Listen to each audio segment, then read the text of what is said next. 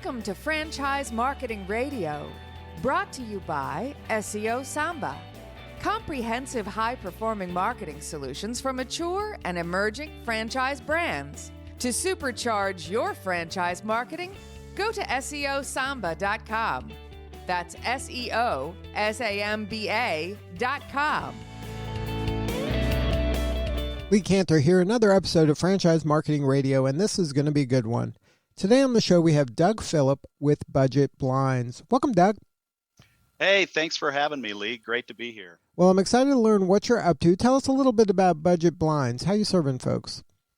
Oh, Budget Blinds is such a great brand. We're a franchise organization that is actually the largest custom window coverings franchise in North America. We have franchisees that serve our customers in all 50 states across the United States. We're all across Canada, and we're even in Mexico. Budget Blinds has actually been around since 1992. Unbelievable. We're going to be celebrating our 30th anniversary here this next year in doing business and designing windows for our customers. It's such a great brand. Now, can you share a little bit about the backstory and history? What was the genesis of the idea? It actually started with what's commonly referred to as the Five Guys. It was a group of friends and family that started this business back in 1992. They started as a business for themselves, and then a couple years later started franchising, and it's grown ever since. It's really neat when you look within. We actually call it a family between our corporate structure and our franchisees, but this family has grown so much. We're in over 1,300 territories, again, across North America. And what to me is so wonderful to watch is the franchisees, people buy in, they might buy one territory, and then they keep expanding. They add territories to their business because they like it so much. They're successful.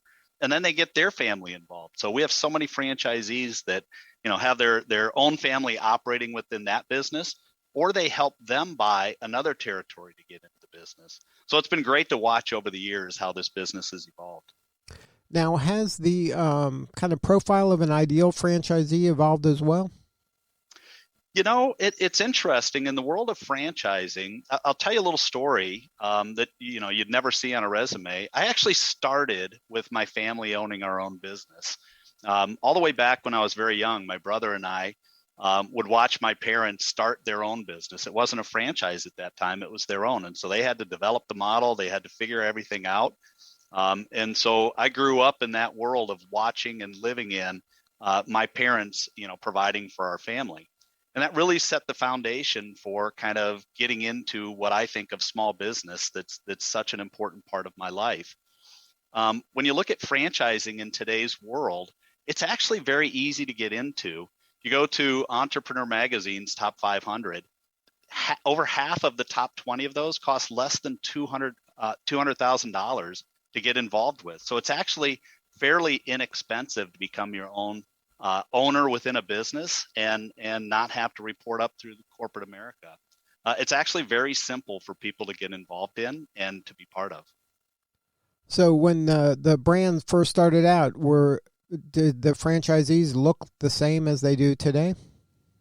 They probably did. I wasn't involved back when it first started, but we actually have a mix of different types of people that get into the business. There's folks that have already, owned other franchises and other businesses that are looking to expand their portfolio. We also have people that have never owned their own business and want to be part of this. We actually have a process to be able to teach people, no matter where you're coming from, to get involved with the business to help you be successful. Now, what are some qualities that you find successful franchisees have that are maybe that first-time franchisee? Great question, Lee. It's interesting to watch people get into business. There's so many different reasons that they get into business. There's so many different things they're looking from and what they consider success to be, whether it's financial, supporting their own family, their lifestyle, just so many different reasons. Now, when they get into the business, again, some people have a background of owning their own business, some people don't. But the qualities are really somebody that you have to be happy with what you're doing. There's so many different opportunities in franchising to get involved with. Find something that you love, something you're interested in, because you're going to be doing it every day. And then you know what? What I've seen is It takes somebody that's going to be aggressive and willing to take chances. Again, you're starting up a business or taking over a business that's there. You're the person that's responsible for that. And you need to be willing to go out and be aggressive to go chase that down. Now, do you have any advice for emerging franchisors in terms of what they would have to do to help support that new franchisee in their system? It's an interesting question, Lee. In the world of franchising, I do believe it is all about supporting the owners. And so in Budget Blinds, we actually, earlier this year, so proud, we've got a brand new facility and we invested in over 40,000 square feet of training space that we have an opportunity to bring new owners in to be able to learn the business. It's state-of-the-art training rooms, and then we've got a huge open area that we create what we call an experience center. But it's an experience to be able to learn the business. It's hands-on, getting in and understanding how they're going to operate and what they need to do to be successful. So if a new franchise organization is coming in, to me, it's about how you set up your support for the franchisees to help them be successful. We've got, again, I told you, we're going to be celebrating our 30th year. We've got so many franchise success stories out there that have happened through the years. It's truly a wonderful part of Budget Blinds. Now, what does Budget Blinds do for those franchisees? Is there opportunities for them to learn from each other? Is there kind of a sense of community amongst the franchisees? There is. I mentioned it earlier. Our franchisees refer to it as a family. It's our corporate associates, our staff, it's our franchisees, and how everybody works together on the business. So it's really unique. We've got all the standard departments from marketing to technology, operations, within the corporate structure, and all of the years of experience that people bring to the table to be able to support our franchisees. But then again, imagine we've got all of our franchisees across North America and all of the years of experience they have in doing the business. Well, chances are, if there's a problem somebody runs into, somebody's got a solution. And so this network, this family of people that support each other has truly been unique within Budget Blinds. I absolutely love it, and it's something very special. Now, how does that kind of logistically operate for that franchisee? Is there like a Slack channel? Is there regular calls? Or is there, Facebook group? Like, how do you kind of facilitate that kind of collaboration? Great question. We've got a number of different ways. We have an operations team that's based in the field that supports our franchisees. We've also got a field marketing team that helps our franchisees understand and do better with local area marketing. But you know what? It's this family, all of the different channels of communication from Facebook to we have regular calls that we get our regional franchisees together on a weekly and monthly basis to walk through the business, what to do, what are the initiatives we're working on, what problems are people having that we can all solve together. But it's this network of communication on a very regular basis that I think helps us to be successful. Now, when you have a franchisee out in the market, maybe first time, maybe they worked in a corporate setting, what are some do's and don'ts when they're kind of launching their franchise in a local market? If they're starting a new business, first and foremost, you got to learn the business extremely well. It's why we've got that experience center I mentioned over in Dallas that we've created to help people get started in their business and truly learn our products, truly learn installation and how to take care of their customers. One of the unique things I think about Budget Blinds is our customer experience and how we're out in customers' homes, helping to take care of their needs, truly designing beautiful rooms that make our customers happy and want to do business with us again. For a new franchisee coming in, it's so important to just truly take the time to ramp up the business, understand the products, understand what you're trying to solve for the consumer, so that we wind up having happy customers that want to come back time and time again. Now, did the pandemic maybe force some changes into the operation in terms of, how you do what you do that maybe will be a silver lining and you'll be able to implement post-pandemic?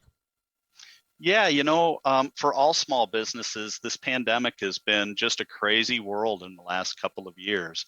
You go back, it shut down so fast, and all the new regulations that were out made it tough to get out in customers' home, made it tough for small business to even operate. Matter of fact, across the United States and in Canada, so many small businesses were forced to close because of the nature of the business and the changes. We actually grew. We invested in our own infrastructure, and we invested in our franchisees to help them to be successful, and we grew.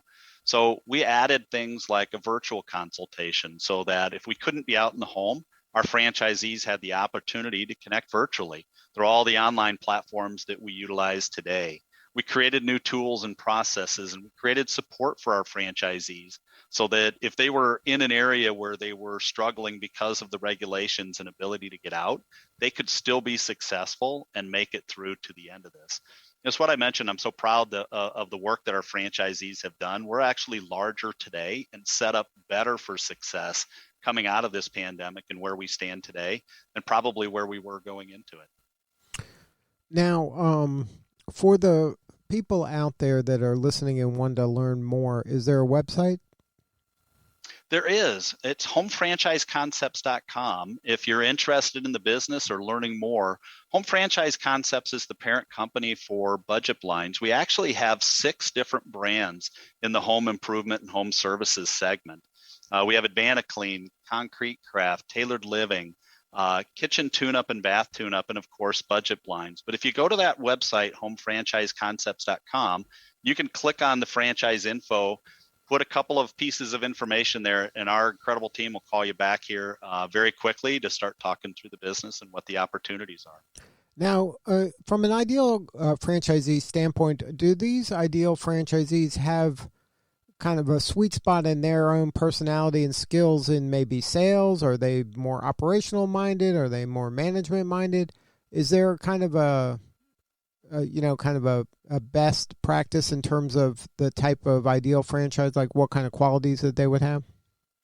I think in so many different franchise models, Lee, that there is more of a specialty that's needed. But again, I'll go back to what I think is unique and special about Budget Blinds.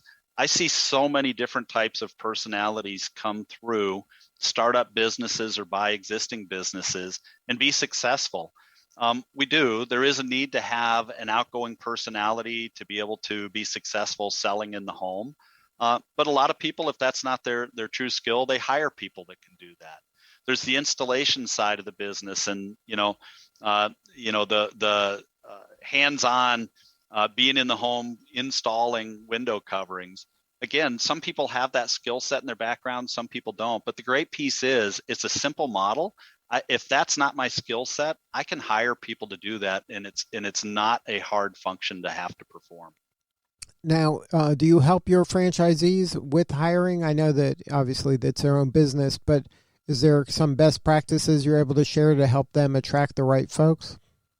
Yeah, so it is interesting. In the world of franchising, we can't hire and go through the process for them, but we do have national programs that we've put together to help recruit and source potential candidates that meet the needs for our franchisees. It's very difficult in today's world, even finding employees to be able to work in businesses, small businesses. We all see it in the news every day.